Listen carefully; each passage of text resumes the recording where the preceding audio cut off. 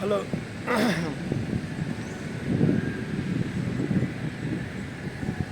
Semangat pagi, pagi. Luar biasa, tetap semangat Astratech. Memperkenalkan, nama saya Lampai Lesmana dari Prodi TRPAB. Saya memiliki NIM 07 2025 0041. Dan dalam video hari ini saya akan mereview ulang apa yang saya sudah pelajari di pengenalan dan perlengkapan alat kerja bengkel. Dan sebelum itu, kita harus memperkenalkan 3 hal yang saya sudah pelajari, yaitu ada common tools, ada electrical tools, dan ada measurement tools. Sebelum saya mulai untuk mereview ulang hal-hal yang saya sudah pelajari di semester 1 ini, saya akan memperkenalkan dulu apa itu APD. Yuk kita memperkenalkan apa itu APD. Jadi, APD itu alat pelindung diri. Yang pertama di sini adalah helm. Yang kedua adalah sarung tangan.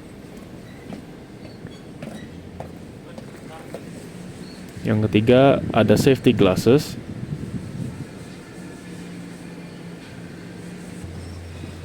Yang keempat ada vest atau rompi. Yang kelima ada BMC.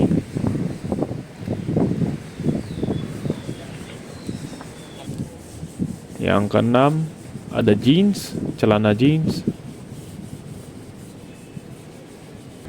Dan yang terakhir sepatu boots atau sepatu safety. Dan itulah apa itu APD. Sekarang mari kita memulai untuk mempelajari apa-apa yang saya sudah pelajari di semester 1 ini. Yuk. Oke guys, sekarang kita ada di common tools. Yang pertama ada L handle ya guys. L handle itu bisa buat membuka kunci heksagonal kayak gini. Bisa satu, kita bisa pasang. Ini namanya soket ya guys. Bisa dipasang kayak gini. Pas pasang bisa buka. Kalau misalnya kurang panjang, ada namanya extension. Kalau misalnya masih kurang panjang, ada lagi long extension. Tapi kalau misalnya pakai L handle ini, biasanya masih butuh power yang kuat atau otot yang gede. Makanya itu ada namanya torque wrench atau torque wrench. Dan di sini kita bisa lebih enak soalnya udah dibantu sama mekanikal, bisa dibantu. Terus di sini ada size-nya, jadi semua ukuran enak, lebih praktikal. Dan ini ada crowbar. Crowbar itu kita bisa mencongkel, bisa membuka frame atau membuka tiap mesin. Ini ada adjustable wrench, ya seperti kayak torque wrench, tapi kalau ini torsi, kalau ini kita bisa di-adjust, makanya namanya adjustable wrench. Yang ini pipe wrench, gunanya untuk membuka pipa atau mencongkel pipa atau melepas pipa atau mengeratkan pipa. Oke, kita ke bawah. Nah, ini ada scraper. Scraper itu namanya jelas scrape, untuk nge-scrape sesuatu, biasanya ngecat, cat dilepas, atau mungkin stiker-stiker mau bebas. Terus ini ada 3 jenis hammer, ada rubber, plastik, sama ini copper. Rubber itu biasanya biar lebih dikit vibrasi, yang plastik itu biar obengnya atau struknya tidak rusak. Kalau yang copper itu biasanya biar tidak rusak juga sih, tapi lebih praktikalan copper. Tapi copper lebih mahal. Nah, di sini ada sliding bar, sliding T-handle atau sliding bar, sliding T-bar ya. Sliding T-bar. Kalau ini T-handle, biasanya juga kunci heksagonal. Cara pemakaian putar aja. Terus di sini ada punch and sizzle. Terus yang ini magnetic pickup tools. Biasanya kalau misalnya kita lagi buka skrup, terus skrupnya jatuh atau obengnya jatuh, kita tidak bisa ngambil, kita bisa dengan cara diambil aja. Jadi berguna banget, ini berguna banget untuk mesin mobil atau mesin traktor. Terus kita bawa lagi. Nah, ini itu ada Allen key. Allen key ini Allen key yang heksagonal. Tapi Allen key juga ada yang Allen key bintang. Kayak gini. Dan di sini ada banyak opsi. Ada contoh ini ada open wrench. Open wrench ada banyak. Ada size mulai dari yang kayak gini 24 mm sampai yang kecil kayak contoh di sini ada yang 7 mm. Terus juga ada combination wrench. Di sebelah sini combination wrench. Di sini belakangnya combination wrench. Oke, kita ke bawah lagi. Ini namanya ratchet. Ratchet ini biasanya digunakan untuk sama kayak top wrench, tapi lebih kecil aja. Soalnya kerja sistemnya sama, juga dipasang, terus bisa membuka kunci heksagonal. Ini yang soket, ini yang soket yang normal, terus juga ada soket yang panjang. Kalau misalnya bentuk obeng atau bentuk sekrupnya aneh, ada namanya universal joint. Jadi kita bisa pasang kayak aneh-aneh gini, bisa bentuknya kayak gini, mau bentuk kayak gini enak lah. Terus di sebelah sini ada vice grip. Ada vice grip yang normal, caranya kayak sama kayak pliers tapi bisa kita kunci kayak gini. Terus yang ini long nose vice grip. Sama tapi ya long nose. Ini pliers ya. Yang ini pliers biasa. Terus ini adjustable wrench tadi, tapi ini kayak lebih kecil aja. Kita ke bawah lagi. Nah, di sini seharusnya ada adjustable pliers, tapi nggak tahu kemana hilang. Jadi kita lanjut aja, balik lagi ke long nose pliers. Yang ini ada cutting pliers. Ada dua nih sini. Kayaknya seperti yang sini itu cutting pliers yang biasa. Yang ini itu spring cutting wire. Jadi ada springnya, bisa kebuka otomatis. Terus di sini ada screwdriver. Yang pertama ada plus head yang bentuknya kayak plus. Terus yang di sini ada yang minus head. Dua-duanya screwdriver tapi bedanya ini plus, yang ini minus. Bisa dilihat dari depannya. Ini juga screwdriver tapi lebih kecil. Kita ke bawah yang terakhir. Nah, di sini ada ballpoint hammer. Yang ini juga yang steel. Biasanya ya kayak hammer tapi bedanya ini ball. Jadi kita bisa buat memukul sesuatu yang bentuknya mungkin tidak datar. Terus ini sama hammer tapi ini plastik. Tadi saya udah jelaskan gunanya yang plastik itu vibrasinya direduksi. Terus kita ke sini ada punch and chisel. Tadi yang ini ada filler gauge. Filler gauge gunanya untuk mengukur gap. Biasanya kalau di mesin untuk mengukur gap antara piston dengan silinder. Terus yang terakhir di sini ada open wrench lagi, tapi di sini ada ukuran yang kecil sama sampai yang besar banget. Dan itu sepertinya semua yang ada di dalam common tools ini. Dan selanjutnya kita akan ke electrical tools. Ayo kita ke electrical tools.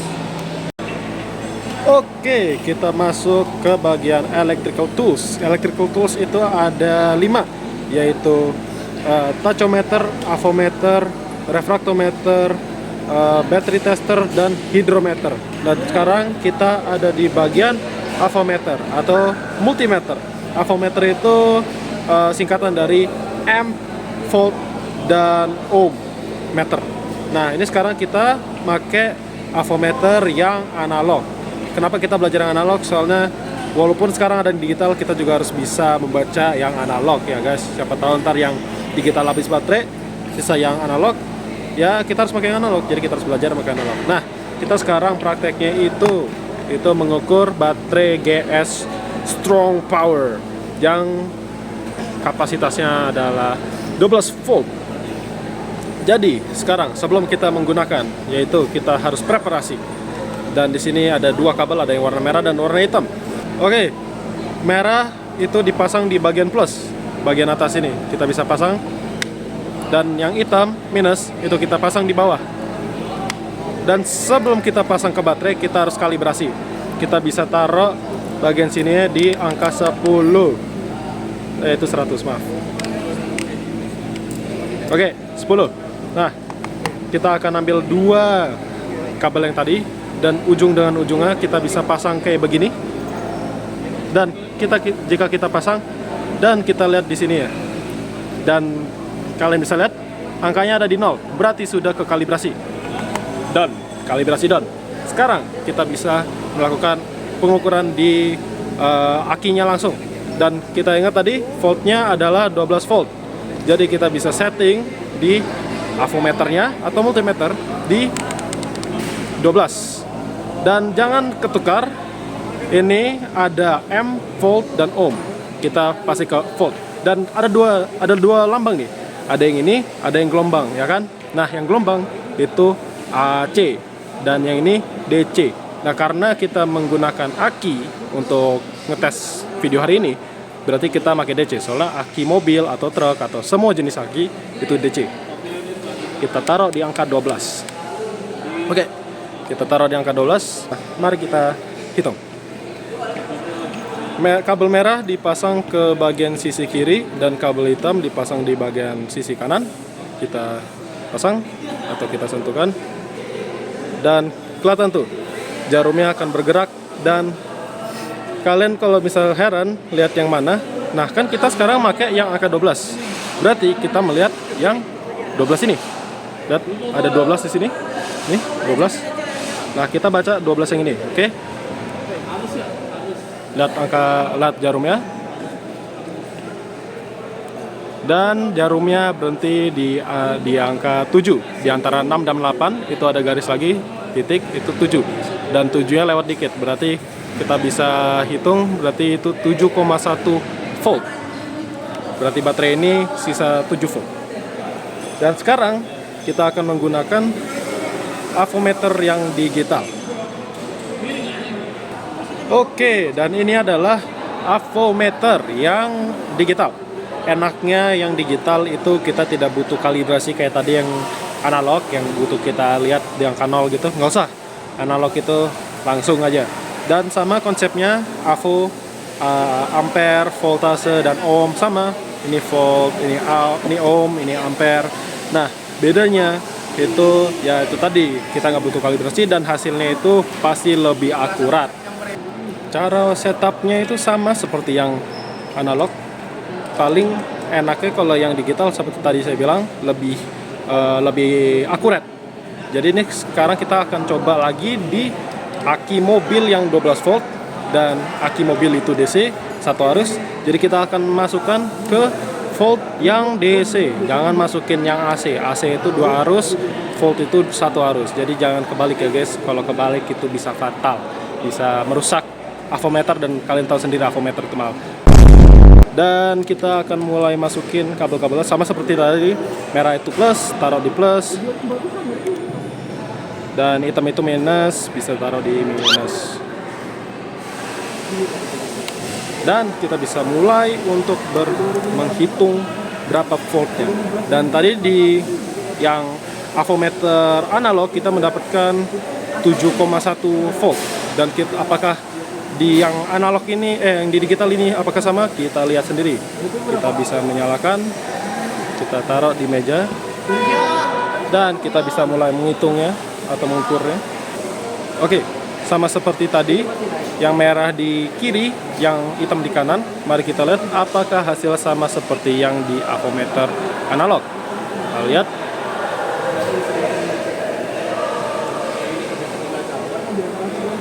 Dan sepertinya lebih dikit, ya kita mendapatkan 7,8 volt dibandingkan dengan yang kita menggunakan di analog, kita dapat 7,1. Dan itu perbedaannya dengan yang digital. Digital itu lebih akurat dibandingkan dengan yang analog. Oke, ini alat selanjutnya yaitu battery charger yang merek Bosch C7. Nah, di sini ada banyak, yang salah satunya AGM. AGM itu biasanya dipakai kalau di musim-musim dingin. R itu recovery, dan ini itu biasanya dipakai untuk mesin-mesin mobil Eropa, contoh BMW, Mercedes, Volvo. Itu kenapa ada ini? Soalnya mereka baterai itu butuh arus bolak-balik. Oke. Nah, di sini itu ada 3, ada colokan AC, ada klem plus dan klem minus.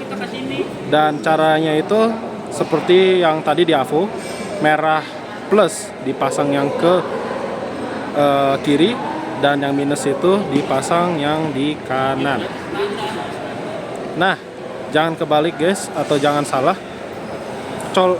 Klemnya dipasang dulu baru colok ke tembok.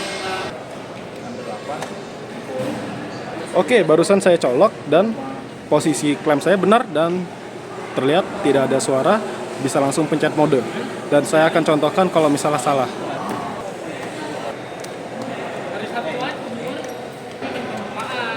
Dan saya naruhnya salah posisi dan bisa kelihatan lampu salah naruh posisi plus minusnya nyala, dan kita langsung lihat sendiri emang salah. Dan ini sangat berguna kalau misalnya kalian salah naruh posisi klemnya.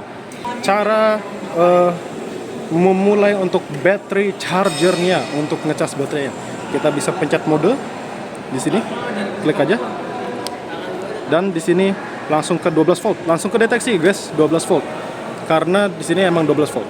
Dan di sini kelihatan warnanya oranye, berarti posisi baterainya sekarang ada di kondisi setengah atau tidak full.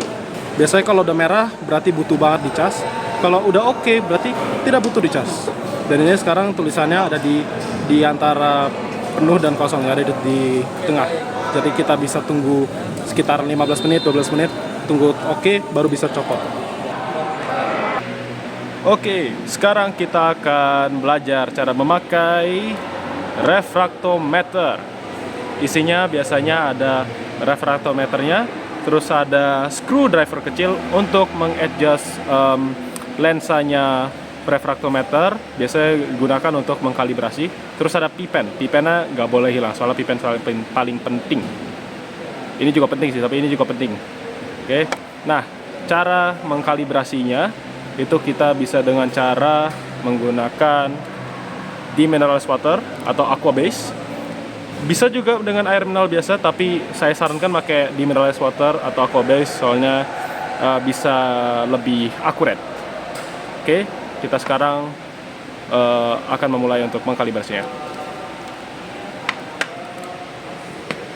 Sebelum dikalibrasi, itu biasanya view dari lensanya refraktometer itu nggak ada putih-putihnya sama sekali. Bisa kita lihat di sini. Bisa lihat di sini, tidak ada putih-putihnya sama sekali di waterline-nya. Maka kita butuh menaruh sebuah liquid H2O atau tadi demineralized water untuk mengkalibrasinya. Nah, taruhnya itu gak usah banyak-banyak ya. Kayak 2 drop aja udah cukup. Nggak butuh banyak-banyak. Oke, sekarang cairannya sudah ditaruh, kita bisa tutup, dan bisa kelihatan dengan 2 drop cairan aqua base tadi udah bisa nge-spread. Sekarang kalau kita lihat di dalam lensanya refraktometer seharusnya sudah ada putih-putihnya. Mari kita lihat. Nah, ini udah ada putih-putihnya ya guys. Nah, tapi ini salah nih, ini butuh dikalibrasi. Kenapa? Putih-putihnya melebihi dari waterline. Kenapa butuh dikalibrasi di bawah waterline? Karena ini tadi kita memakai cairan aqua base, dan aqua base itu putih-putihnya seharusnya ada di pas di garis waterline-nya. Mari kita kalibrasi dengan cara pakai screwdriver yang kecil tadi, dan kita putar, masukin dulu screwdriver ke dalam lubang yang ini. Nah, waktu udah masuk screwdrivernya itu, kita putar screwdrivernya itu ke arah jarum jam jika waterline-nya ketinggian, dan arah lawan jarum jam jika putih-putihnya di bawah waterline. Nah, kita putar arah jarum jam soalnya tadi kalau kalian lihat itu putih-putihnya di atas waterline. Nah, kita biasanya kalibrasinya itu putar screwdrivernya sambil ngelihat lensa refraktometernya. Nah, kita putar ya. Tuh, lihat tuh, menurunkan. Nah, kita harus pastiin di waterline seperti ini. Nah, kan sudah kekalibrasi, kita bisa lepas dan balikan lagi screwdriver ke kemasannya biar tidak hilang. Dan seperti itulah kita sudah telah mengkalibrasi refraktometer kita dan siap untuk mengecek air aki yang kita akan tes. Nah, sebelum kita pakai air aki, kita itu harus membersihkan dulu dengan membersihkan lagi air yang bekas tadi kita untuk kalibrasi. Jangan pakai kain apapun selain majun atau kain pembersih. Jangan pakai kain baju atau pakai baju yang dipakai, apalagi yang dipakai ya. Pakai majun ya. Nah, mungkin kalau aqua base masih oke lah. Tapi kalau ntar udah pakai air aki, itu jangan pakai sarung tangan, jangan pakai celana, jangan pakai baju. Kenapa? Air aki itu bisa ngebolongin baju kalian. Jadi bersihinnya itu pakai majun ya. ordernya aki itu ada 6. Kalau truk ada 6. Contoh ini aki truk gede itu ada 6. 1, 2, 3, 4, 5, 6. Ordernya kayak gitu ya, bukan 1, 2, 3, 4, 5, 6. Itu salah. Yang benar itu gini, 1, 2, 3, 4, 5, 6. Nah, kita akan menggunakan yang pertama, yang di sini. Nah, kayak saya bilang tadi, air aki itu bisa membolongkan baju atau kain. Jadi mohon hati-hati ya. Jangan sampai kena celana atau baju, ntar bisa bolong. Cepet, aksinya cepet, jadi hati-hati. Dan drop ke dalam mikanya lagi. Kayak saya bilang tadi, gak usah banyak-banyak, 2 jar cukup.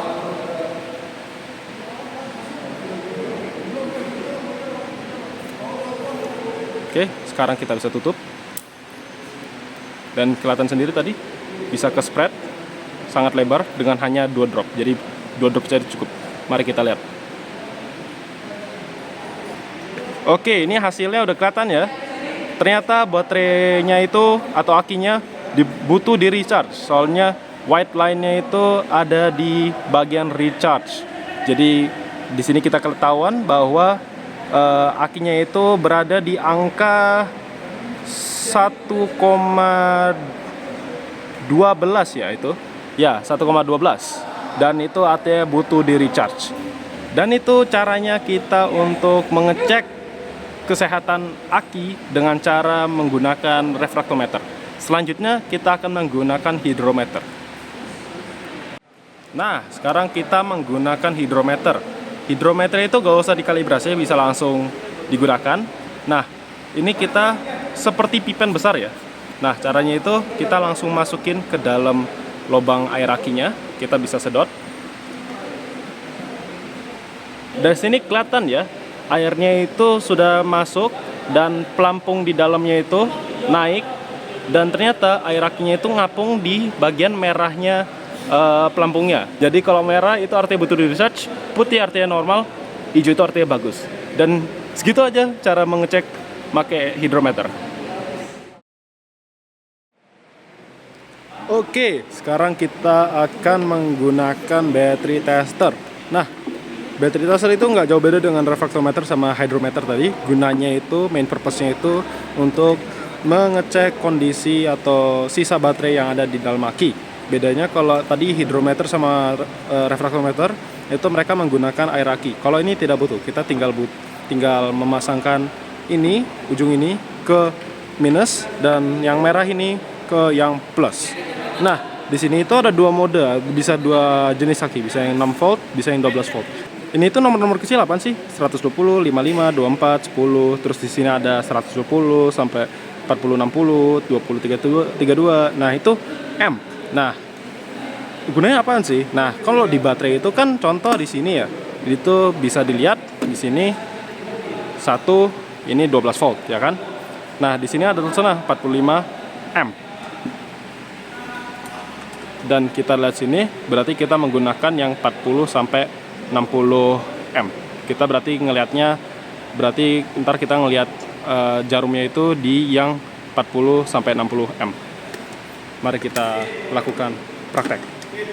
Nah, jangan lupa ini itu dipasang di minus dan yang merah dipasang ke yang plus, dan jangan melebihi dari 5 waktu karena mesinnya bisa rusak. Jadi jangan lama-lama. Biasanya 3 detik, 2 detik udah cukup. Yang ini dipasang ke minus dan yang ini dipasang ke yang plus. Ayo kita lihat hasilnya. 1. Oke. Segitu aja lama ya, jangan lama-lama. 5 detik itu limitnya. Tuh, 2 cukup.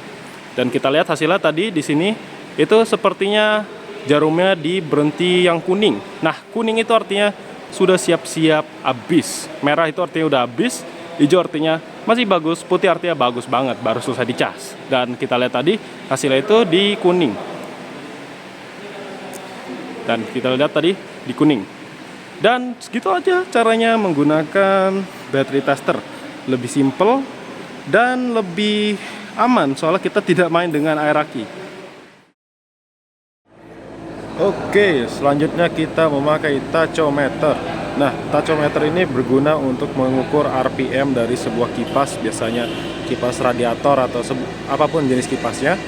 Dan sebagai contoh saya menggunakan kipas rumah-rumahan ya, kipas angin biasa. Nah, ini nggak butuh kalibrasi, bisa langsung tembak lasernya kayak gini untuk mengukur RPM ya. Satuannya RPM, rotation per minute. Oke. Cara menggunakannya itu pertama, kipasnya itu kalau misalnya warna putih biasanya menggunakan selotip yang warna hitam. Tapi karena ini kipasnya berwarna silver, kita menggunakan selotip yang warna putih saja bisa. Kenapa pakai selotip warna putih atau mengasih selotip di bagian kipasnya itu? Karena biar tachometer bisa melihat bahwa ada warna kontras yang beda-beda. Contoh kayak tadi warna silver berarti bisa memakai warna putih, dan kalau warna hitam biasanya juga bisa pakai warna putih. Dan sini pasangnya di bagian tengah-tengahnya. Nah, jika udah kepasang, kita bisa mulai mengukur RPM dari sebuah kipas. Saya akan mencoba nyalakan. Dan aim tachometernya itu jangan di bagian kipasnya, bagian yang kita tadi sudah memasang selotipnya, yaitu di tengah. Kita bisa lihat di sini. Dan di sini keluar hasilnya. RPM-nya di sini ada di 1300 RPM. Dan jika kita lepas, tidak langsung hilang angkanya, kita bisa lihat di sini. RPM-nya itu ada di angka 1305 RPM. Dan segitulah cara untuk menggunakan tachometer. Oke, selanjutnya kita akan menggunakan clammeter ya. Nah, clammeter ini gunanya untuk menghitung arus dari sebuah voltase. Biasanya kayak contoh aki lagi ngecas, kita pastikan kabelnya oke ya, atau arusan yang dilewatin itu juga oke. Nah, clammeter itu nggak bisa langsung dipakai, kita harus kalibrasi, dan kita harus menggunakan avometer yang digital. Nah, ini dua-duanya merek Fluke, jadi seharusnya bisa. Nah, di ujung kabelnya clammeter itu ada dua lubang, ada yang merah, ada yang hitam. Nah, yang merah itu dicolokkan ke bagian sisi kanan ya, terus yang hitam di tengah, seperti ini. Dan putar bagian avometernya ke yang gambar ini, yang MV gelombang ini. Dan kita butuh kalibrasi dengan cara kita mengambil clammeternya dan kita nyalakan. Dan di sini nggak konsisten ya, jadi kita harus putar sampai konsisten di 0. Kayak contoh tuh tadi naik 2,6, 2,3. Nah, kita harus cari di mana posisi yang stabil di 0. Dan ini kelihatannya sudah stabil di 0 dan udah siap untuk dipakai untuk mengecek arusan listrik. Dan caranya gampang, tinggal pencet lever yang ini, terkebuka seperti capitan, dan kalian taruh kabelnya di antara tangan-tangannya. Dan itu kelihatan, ternyata arusnya itu ada di angka 2,8, 2,7, 2,6. Kita rata-ratakan di 2,7 berarti hasilnya 2,7 voltase arus listriknya. Dan begitu sajalah cara menggunakan clammeter ya. Selanjutnya kita akan belajar menggunakan measurement tools. Oke, kita sudah masuk ke bagian measurement tools. Dan untuk contoh di measurement tools, saya akan mengukur keovalan dan ketirisan dari sebuah silinder mesin. Nah, gimana caranya? Kita bisa menggunakan 3 tools, yaitu yang pertama vernier caliper, yang kedua micrometer, yang terakhir itu dial bore gauge. Nah, yang pertama kita harus lakukan itu adalah mengukur diameternya di sumbu X-nya dari sebuah silinder. Saya akan menggunakan silinder yang sini. Jadi yang pertama kita lakukan, kita akan menggunakan vernier caliper untuk mengukur diameternya ya. Yuk kita lakukan.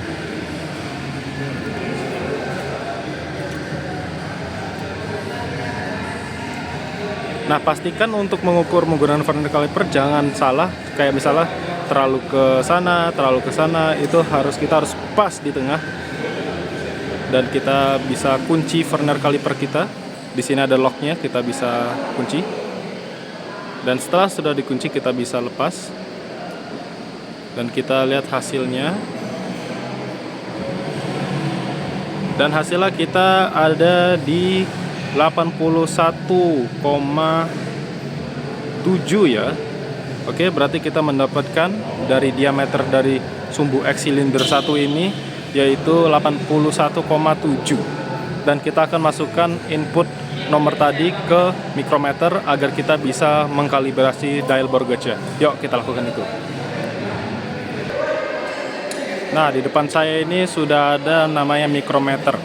Karena tadi kita hasil vernier calipernya adalah 81,7, maka kita akan menggunakan mikrometer yang 75-100 mm.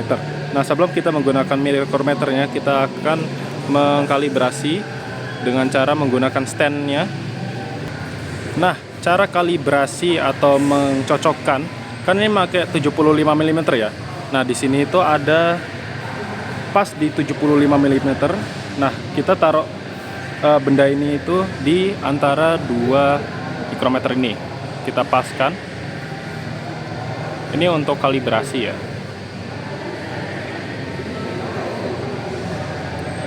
Nah, seperti ini kita bisa putar bagian ratchetnya ya. Nah, kita kunci juga. Dan kita lihat apakah hasilnya pas di 75. Dan di sini kelihatannya melebihi dikit ya, ini sepertinya di angka 76 lewat lah, 76,9 lah ini ya. Makanya kita menggunakan ada namanya kunci ini nih. Nah, ada kunci ini nih. Nah, kunci ini itu bisa kita taruh di belakang sini dan kita putar dan kita paskan di angka 75 mm.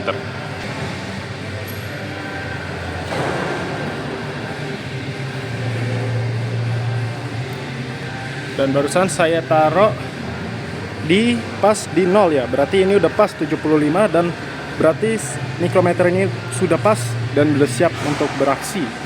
Nah, sekarang kan mikrometernya sudah pas dan sekarang waktu kita taruh di angka yang tadi yaitu 81,7 ya, berarti kita akan melakukan itu. Oke, barusan saya input angka 81,7 ke mikrometer. Dan kita menggunakan mikrometer ini untuk mengkalibrasi dial bore gauge. Yuk kita ambil dial bore gauge. Nah, ini namanya dial bore gauge. Dan kita harus input bagian bawah sini ke angka 82. Kenapa 82? Karena tadi hasilnya kan 81,7 kan. Dan di sini tadi saya sudah input juga 81,7. Nah, gimana caranya ini bisa jadi 82? Nah, di sini ada namanya replacement rod. Nah, di sini kita menggunakan replacement rod yang ukuran 80 dan kita menggunakan spacer yang ukurannya 2 mm dan itu akan total jadi 82. Ayo kita lakukan itu.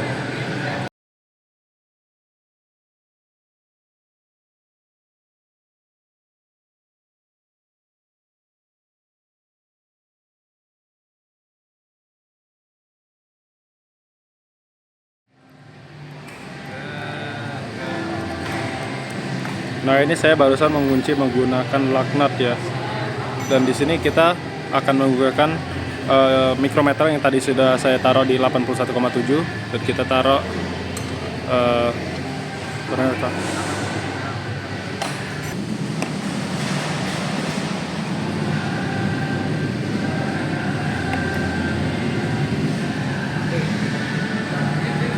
Dan sini oke, barusan saya kalibrasi, berarti ini sekarang dial bore gauge ini sudah berada di mode 81,7 dan sekarang kita bisa balik ke silinder dan mengukur kedalaman pertama X1, X2, X3 dan Y1, Y2, Y3 untuk mengukur tadi keovalan dan ketirisan. Yuk kita balik ke silinder. Nah, kita kembali ke silinder yang tadi ya. Nah, sekarang kita sudah membawa dial bore gauge yang sudah saya ganti ke mode 81,7. Nah, sekarang kita bisa mengukur X-nya dulu, yaitu X1, X2, X3. Apa itu X1, X2, X3? Itu kedalaman. X1 itu yang paling atas, X2 itu tengah, dan X3 itu yang paling dalam.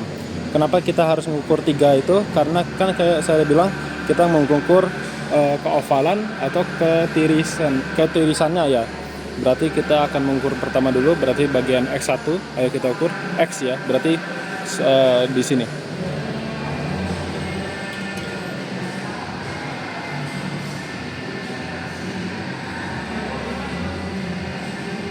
Dan saya sini sudah goyang-goyangkan. Dan sini saya sudah goyang-goyangkan. Dan hasilnya itu di angka 10 dan 90, berarti di angka 20. Berarti 81 tambah 20 yaitu 81,9 ya. Berarti X1-nya itu di angka 81,9. Yuk kita ke X2 lebih dalam.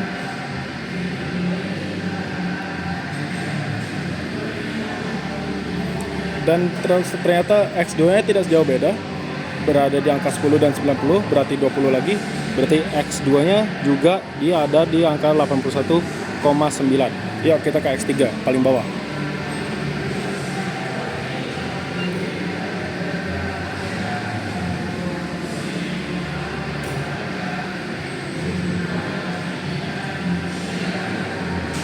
Dan ternyata di sini X3-nya itu berada di angka 80 dan 10, berarti di 30. Berarti ada angka 81,7 ditambah 30, berarti 82 ya X3-nya. Berarti kita tahu hasil-hasilnya, berarti sekarang kita mengukur Y-nya.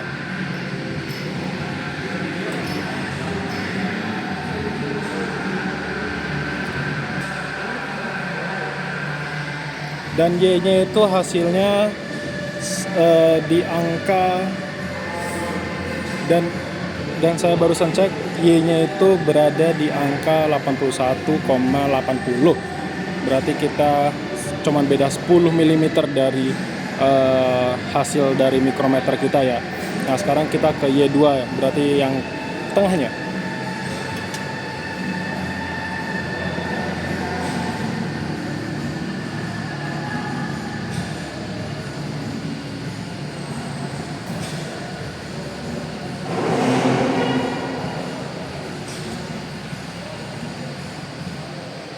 Dan Y2-nya itu berada di angka 81,90. Sekarang kita ke Y3-nya.